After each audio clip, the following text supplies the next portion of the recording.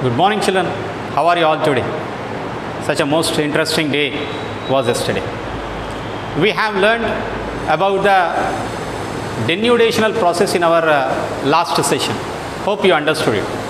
Weathering, erosion, transportation and deposition.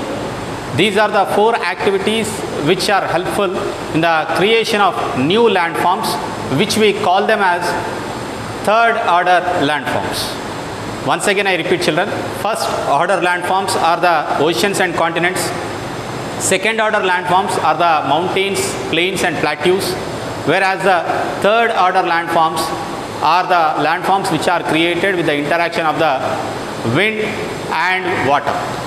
So we have seen the sudden movement as well as the slow movement of the internal process of the earth, which helps in the formation of these landforms.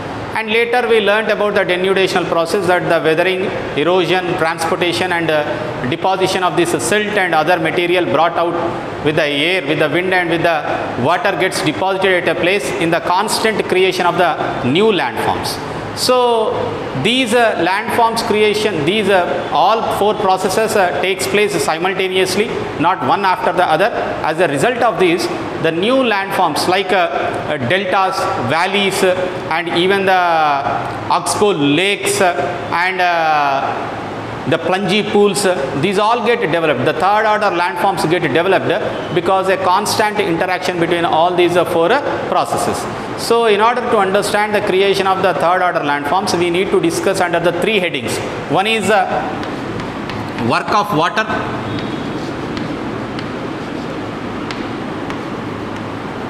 the work of glacier,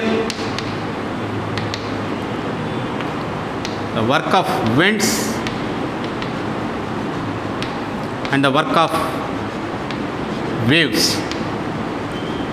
Of course, water is different and waves is different.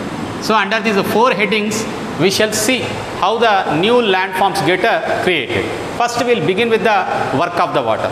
In order to understand the work of the water, we need to start from the source of the river itself. So at the source of the river, which starts like a small stream, as it keeps on flowing, as it descends from these mountains at a great speed, it cuts those mountains into a V-shaped valleys. Have you ever seen that? The V-shaped valleys which got developed today were because of the work of the water for thousands of years. As a result of the water flowing over those mountains, they were cut because of the speed of that water.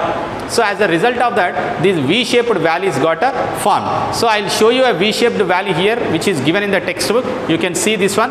This is a V-shaped valley. A great force in cutting the mountains vertically takes place here. As a result, these deep valleys develop. These valleys are generally narrow at the bottom and they are wide at the top. At the top they are wide and at the bottom they are narrow. And these are usually in the shape of V. Can you see this one? They are usually in the shape of V. That's the reason we call it as a V-shaped valleys. And next, in this stage, water has such a force that it can move even very heavy and hard rocks also. Even hard rocks, not only cutting, even it moves also, because water exercises lot of force in this area. In some cases where the rocks are very hard, the river cuts into a very narrow valley, the sides of these narrow valley are very deep, very steep, and they are called as gorges.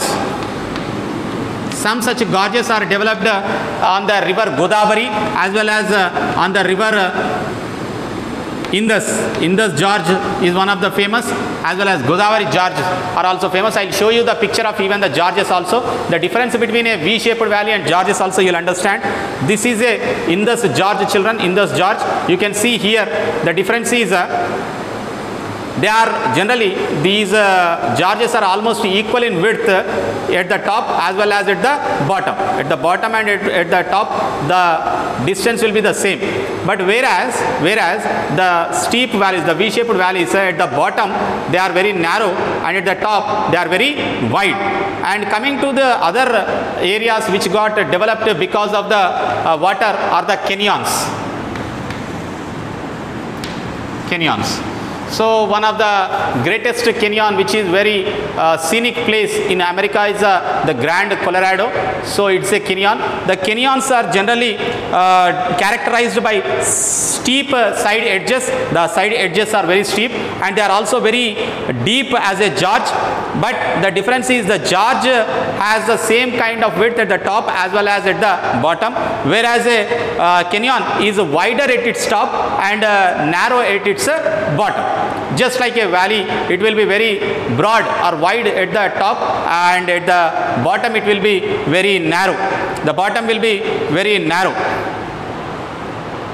The waterfalls are very numerous as the water descends to its lower areas. Waterfalls we generally find over the mountains, and as a result of where the change of slopes are more abrupt in the hilly region, the water falls from above the hill. As a result of this, the water falls with great force and digs out the rock which is present under it. Okay. Now let us imagine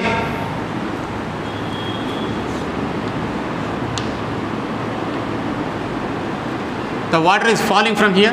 Okay, the water is falling. As a result of this waterfall, what happens here? This rock gets eroded and forms like this, a pool. It forms like a pool. So this is called as plungy pool. What it is called as? Plungy pool. So these pools get developed because of the force of the water. Okay, as it keeps on falling regularly, the rocks are cut beneath to form as a plungy pool. As the river enters into the plain, what happens? The speed of the river gets decreased. So the speed at which it travels in the plateau regions where the heights are more abrupt, the speed is different, and the moment it enters into a plain where the surface level is gentle slopes, you find in that area it slows down. The speed will be very less. Now it does not has the force to carry any more rocks, heavy rocks it cannot carry. As a result of this, what happened? All the heavy particle which it carries, it keeps on depositing on its bank. So because of this deposition of the silt which is brought by the moving river, these places turn out to be the fertile soils, and they develop as deltas, or otherwise they develop as a plains.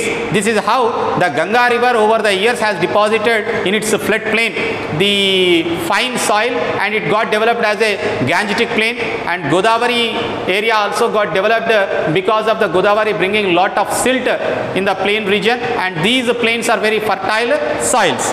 So during the flood, they carry out all the material, and when there is no flood, they leave them there and they keep on draining into the sea.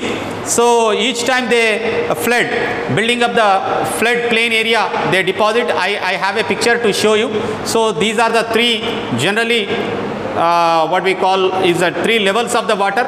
Here the water level is normal. Here it has flooded. This is the water level during the flood, and again it has come down to the normal level. So what happened here is, can you see these areas? These are the areas which got flooded with the material brought by this river. So after the flood, again it has taken to this shape. The height of these floodplains has increased. Can you see this one? The height has increased. Then it changes its course and cuts into a new path also sometimes, and creating a new course in a plain. And it is in the floodplain, the river often forms as a meanders. These are the meanders. It is in the flood region, often it forms like a meanders. Can you see this one? Like a snake it is, isn't it? They form as a meanders, gentle turns like a snake. Due to the deposition along the sides of this meander, the ends of the meander gets cut. They become very closer, and in due course of time, what happens? It cuts, the loop cuts off from the river, and they forms like a oxbow lake. So when the river reaches the sign, see the fine material which are not yet dropped in the mouth, forming a delta region, it happens, and the word delta is originated from the Greek word called as delta, which looks like this. The Greek word delta, this is a symbol.